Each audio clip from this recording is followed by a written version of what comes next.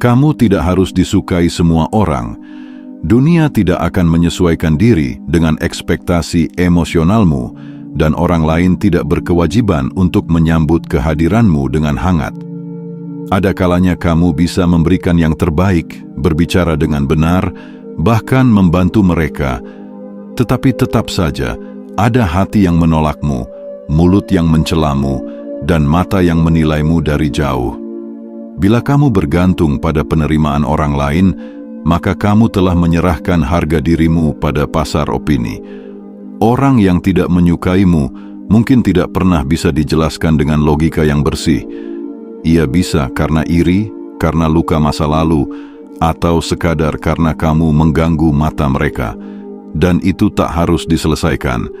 Yang harus kamu lakukan adalah berdiri dengan punggung lurus dan kepala dingin, tanpa melibatkan hatimu pada perang yang tidak kamu mulai.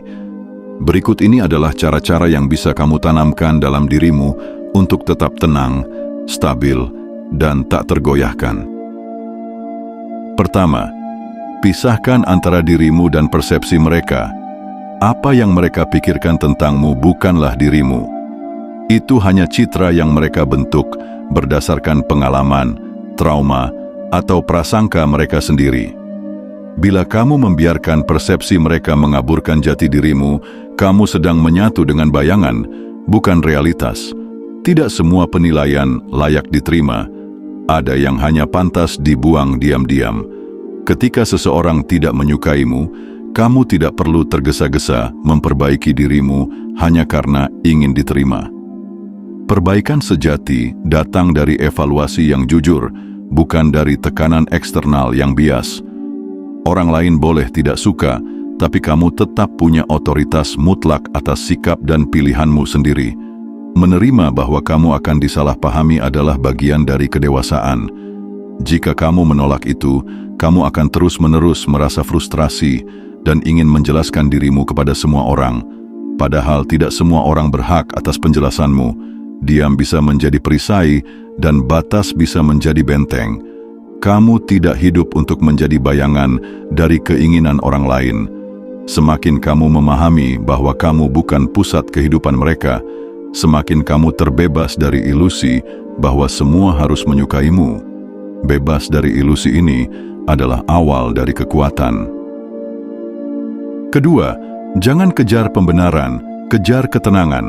Mereka mungkin menyudutkanmu, menciptakan narasi yang membuatmu tampak buruk, atau membentuk aliansi senyap untuk menjatuhkan harga dirimu. Kamu tergoda menjelaskan, membela, menyanggah. Tapi satu hal yang harus kamu ingat, kebenaran yang dijelaskan dengan panik akan terdengar seperti kebohongan. Tidak semua pertentangan harus dilawan dengan suara. Kadang diam adalah bukti tertinggi dari kepercayaan diri. Jika kamu tahu bahwa jalanmu lurus, kamu tidak butuh lampu sorot untuk menunjukkan itu. Ketenangan bukan tanda menyerah, itu adalah perlawanan paling matang terhadap kekacauan. Mengejar pembenaran di hadapan orang yang telah memutuskan untuk membencimu adalah pekerjaan sia-sia. Mereka tidak mencari kebenaran, mereka mencari alasan untuk tetap membencimu. Maka berhentilah memberikan mereka panggung. Kamu tidak butuh mereka untuk merasa damai. Ketenangan adalah urusan internal, bukan hasil konsensus eksternal. Semakin kamu diam dalam badai, semakin orang bingung, dan semakin kamu memegang kendali atas dirimu sendiri. Ketiga, perhatikan reaksimu, bukan perlakuan mereka. Kamu tidak bisa mengendalikan sikap mereka, tapi kamu bisa mengendalikan reaksimu. Dan disitulah kekuatan sejati lahir.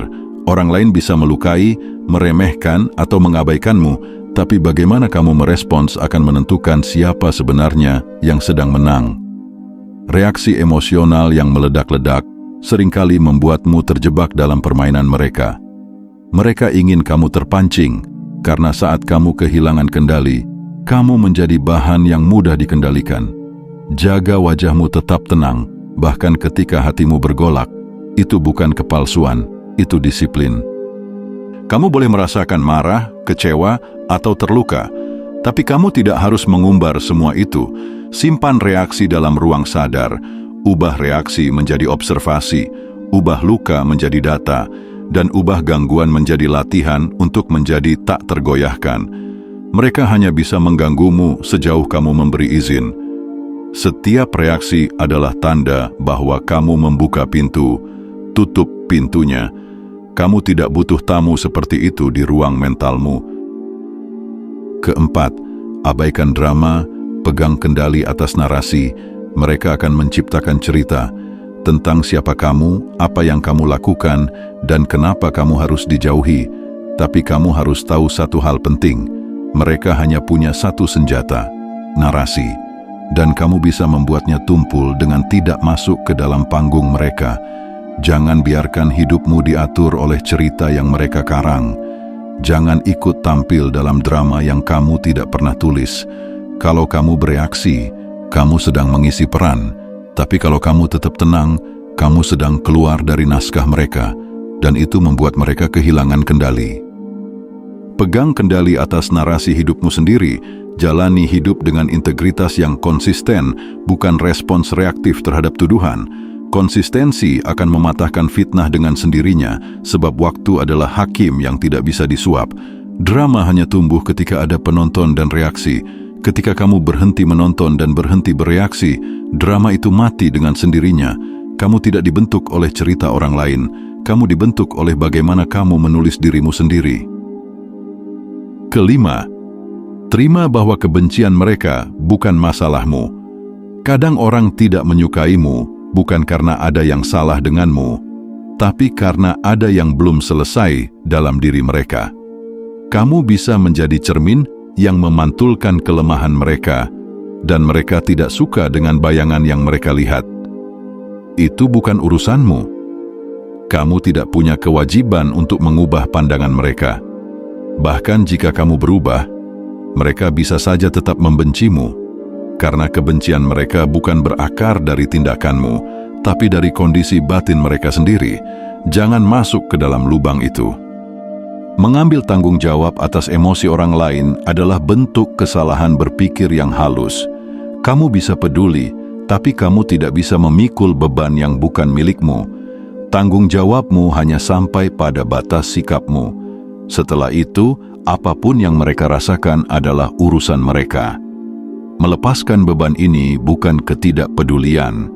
Ini justru bentuk kepedulian tertinggi kepada dirimu sendiri. Jangan hancur hanya karena mereka memilih untuk membenci. Pilihlah untuk tetap utuh, sebab yang retak bukan kamu, itu mereka. Keenam, jangan meniru racun mereka dalam bentuk balas dendam. Mereka mungkin memperlakukanmu dengan tidak beradab, tapi itu tidak memberi kamu lisensi untuk menjadi buruk juga.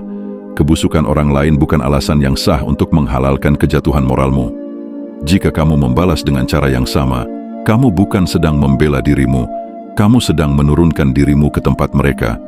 Balas dendam seringkali menggoda karena ia memberi rasa puas sesaat. Tapi yang tidak kamu sadari, dendam adalah keterikatan terselubung.